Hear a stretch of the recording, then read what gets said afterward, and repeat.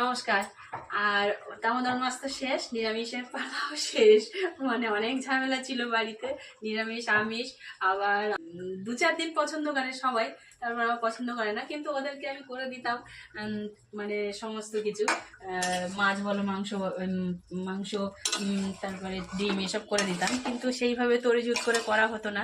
তাই আজকে তো অগ্রহণ মাসের প্রথম দিন, তা আজকে এই যে সকাল থেকেই রান্নাবান্নার তোড়জোড় হয়েও গেছে। এটা চিকেন হচ্ছে, আর এটা হচ্ছে পটল আলু চিংড়ি, বেশ বড় বড় চিংড়ি। তা এটা পটল আলু চিংড়ি হয়েছে।